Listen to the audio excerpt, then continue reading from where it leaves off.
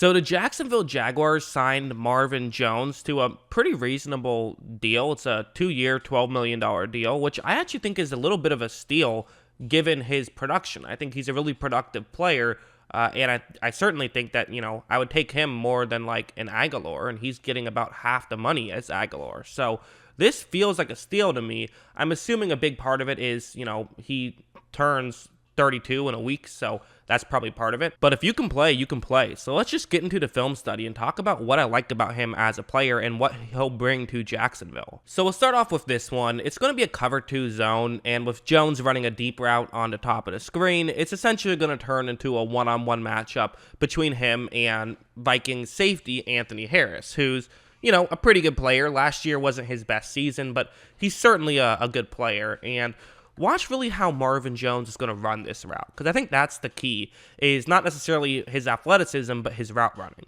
Watch how once this play starts, he's going to do a really good job, I think, of sort of selling as though he's running over the middle. I mean, just a great job. You look at Harris, he's turned his hips completely over. He's expecting this to be something over the middle, which is great for Jones because that's not what Jones is running. So again, that's good route running, of sort of shifting your body in a way that makes it look like you're running one way when you're actually running another way, just making things easier on yourself. This is what I talk about all the time on this channel when it comes to wide receivers. Make things easier on yourself. That's what Marvin Jones does. And because of that, watch how once he cuts up to the top of the screen, he's able to just blow by Harris because Harris had to change directions again, and he gets a big touchdown. I mean, that's just a really good play. It showed his athleticism, but it also shows just, what he brings to the table in terms of route running. It kind of makes me think a little bit when you have the, talented young receiver in DJ Chark. Maybe Marvin Jones could sort of be that veteran presence and kind of teach Chark how to become a better route runner, because that's really my only critique of Chark's game is his route running, because he is such a good physical player. But even if not that, you're at least still getting a very talented Marvin Jones, so that makes things easy. This one's another good example, I think, of, again, just using route running, sort of faking as though you're going one place when you're going another. Marvin Jones was in motion on this play. He's now all the way closest to the sideline on the bottom of the screen. It's a cover 2 zone. And with 2 Lions players who are going to be running deeper on this one, usually, obviously, the safety can only cover one guy.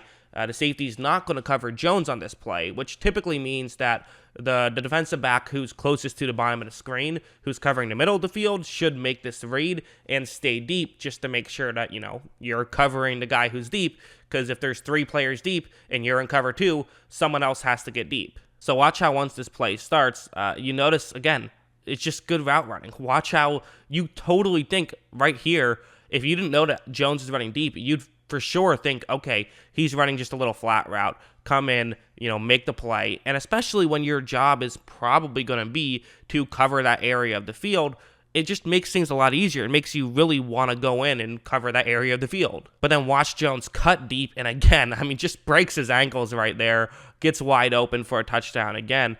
That's just what Jones can do.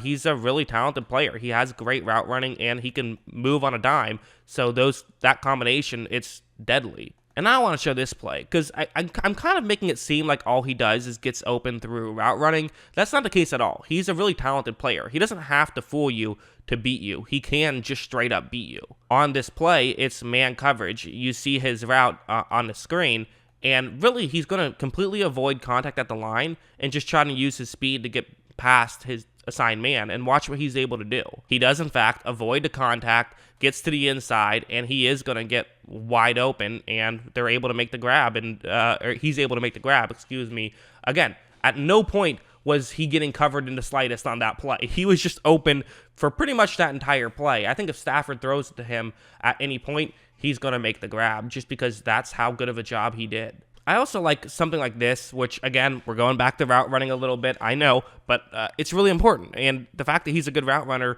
is really important. This is going to be a cover 3 zone, and you see his route. It's one that should get open against this coverage a little bit, right? You see the gap, but the issue is that if you just run through that spot, well, then a Chicago player who is just going to step in front of you and you'll be covered. And Chicago especially really good at sort of knowing the rules of their zone coverage and being able to adjust. Like watch, once this play starts, you see really the way Jones is running this route makes it seem like he's not running over the middle. So the 2 Chicago players who I've circled, Either one of those guys could kind of clog up the gap that's about to form, but they're not doing that because they don't realize where Jones is running. They think Jones is running like a go route or something, which again, that beginning portion of the route, the stem portion of the route, can be so important, and Jones does a great job on that portion of the route. And as you see, when he cuts over the middle, he's just completely wide open.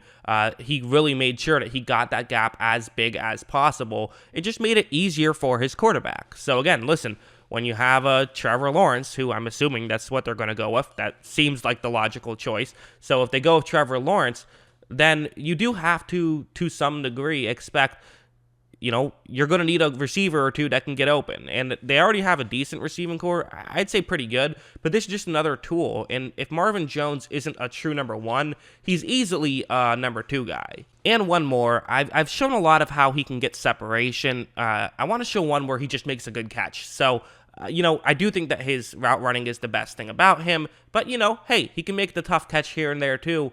This one's going to be it's a zone coverage play. His route should get into a, gap in the coverage. We get how it works. We just saw it on the last play. And watch, once this play starts, you notice that Jones is about to get open, but it's tough, right? Because Stafford, he wants to make this throw right about now. He probably could wait a little bit. I think that would be the smarter move. But, Jones isn't exactly perfectly in the gap and coverage just yet. Stafford throws it now, but Jones just makes a tough catch. So, again, that's what I mean. He can make a tough catch here and there. He does a great job of getting separation. You don't have to be perfectly accurate for him to still make the grab. Just a lot of stuff he does well. So, yeah, as I kind of said, just to, recap, I think it's kind of a steal. I think he's a really talented player.